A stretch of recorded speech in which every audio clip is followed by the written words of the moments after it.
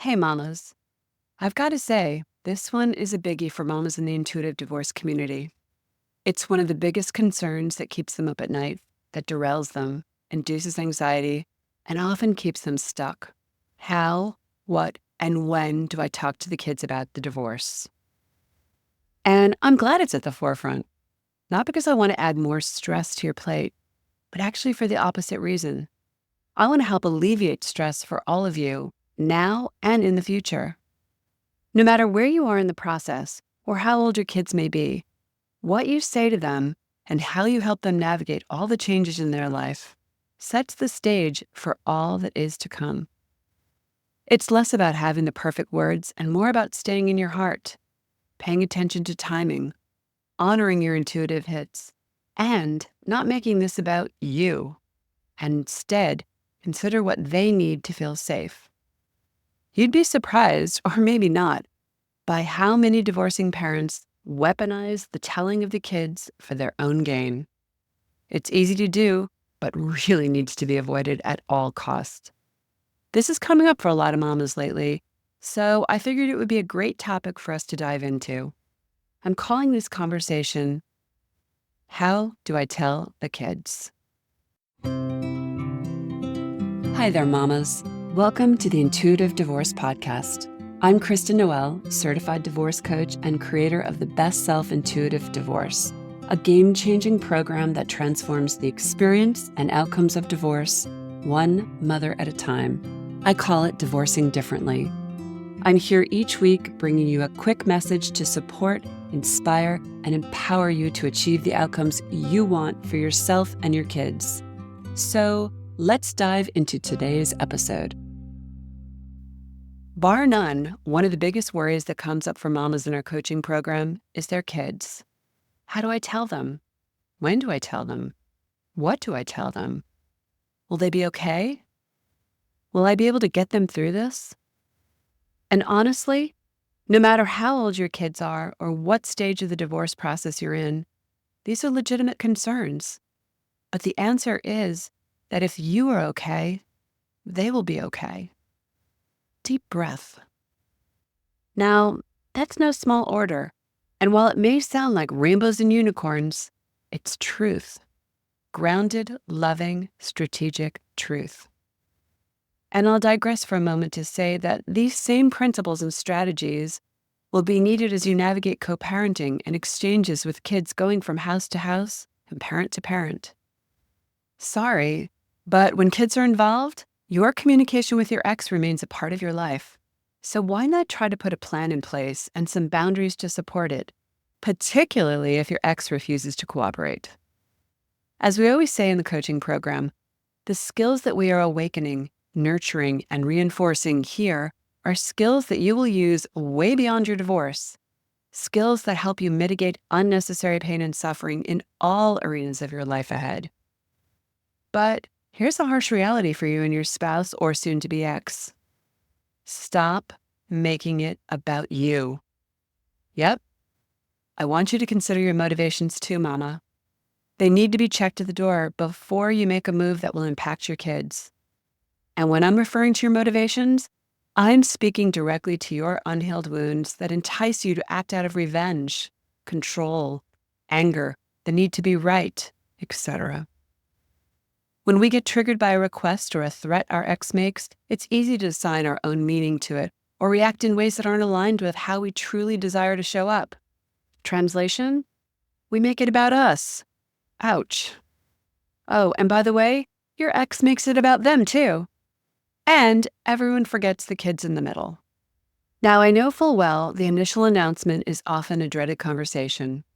No one wants to drop a bomb on their kids. However, the reality may be that divorce is imminent. And while divorce is an ending to something, it's also the beginning of something else. Your kids are little receptive sponges. Even if they're small, they can read the room, feel the energy, know when you and your spouse are angry or unhappy. They instinctively begin to write their own story about what is going on. Maybe they even feel that they need to do something or protect one parent. You can run, but you can't hide. That said, your kids are not your emotional support system and shouldn't be used as a sounding board or to be recruited to your side. Seems like a no-brainer, but you'd be surprised, or not, by how many parents play tug-of-war with kids, even if unconsciously. But unconsciously doesn't fly here. We need to do better for them. They deserve that. And I know that's what you want because you wouldn't be here in this community if that wasn't the case. This is not about your side or his or hers. Let's just focus on your children a moment. Just this week, I've had mamas tell me things like, my husband is demanding a date for us to tell the kids. Why? Or, I really need to figure out what to say to the kids because then my husband will know that this is real and we're getting a divorce. Why? Or, the play therapists are going to start introducing the topic of divorce to my kid. Why? Now, I can read the writing on the wall right away. As I listen, I'm also seeing this story that is playing out in the background and simply ask one question. Why? Why is it in the benefit of the children to have this conversation right now? Why now? Trust me, I welcome a reasonable explanation. This is an important talk that needs to happen, but it also needs to happen in a very mindful way. Is this about you or is this about them? Is this about getting back at the other spouse in front of the kids, or is it about them? Is this going to benefit them to know now, or will it cause more anxiety? The bottom line is that while every circumstance is unique, there are basic tenets to keeping your children feeling safe, stable, and loved. And prematurely telling them a story riddled with unknowns will likely be anxiety-producing and cause more chaos. Are you really in a position where you want to create more upheaval in your life? Once you open that box, there's no stuffing it back in. This isn't about denial or bypassing. This is about conscious communication and consideration of your children.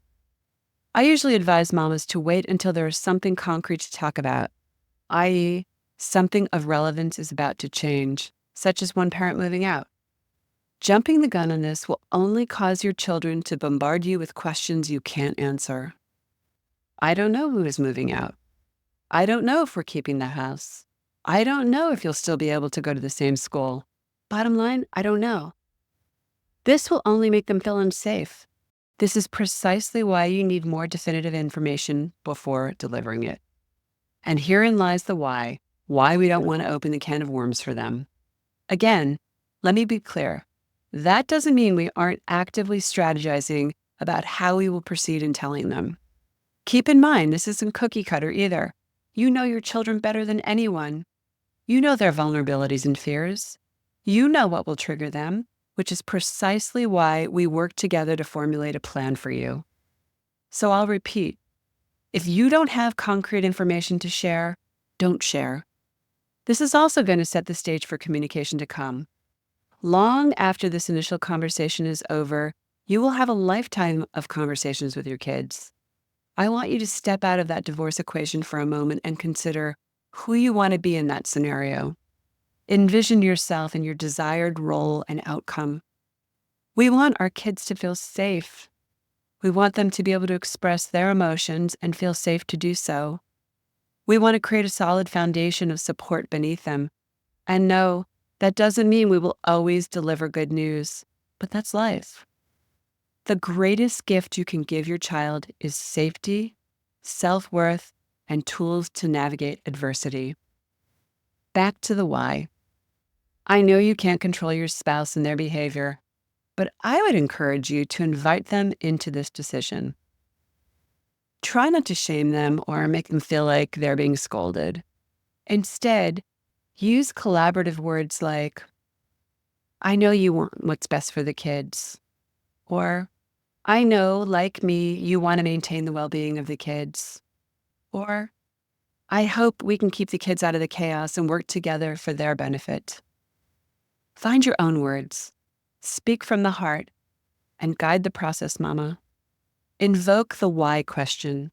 Help your spouse unpack this. Remind him or her that unnecessarily upsetting the kids or telling them information that will undermine their sense of security is not in their best interest. And then invite collaboration. Who knows? Maybe this will be the one place you can meet and agree. But be clear, you cannot have it both ways. If you maintain that you care about the kids and their emotional state, then you will both have to consider the impact and timing of the conversation.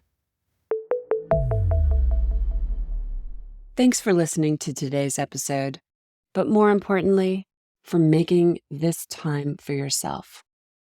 If you're a professional, independent mother facing off with divorce, struggling with your emotions, worried about your kids and your future, and want a better way to navigate it all, I've got 2 ways to completely change the trajectory of your divorce and your life starting today. The first is our free divorce workshop. In this training, you'll learn the 3 steps to get off the emotional roller coaster and take control of your divorce so you can save time, money, and heartache for you and your family. Simply go to intuitivedivorce.com/workshop. And the second way is to book a free strategy call with our team, where we'll dive into your situation, your struggles, what you really want, and outline a path to get you there. For a short video and the booking link, go to intuitivedivorce.com/call. Check it out, and I'll see you inside. Now I have a favor to ask you, Mama.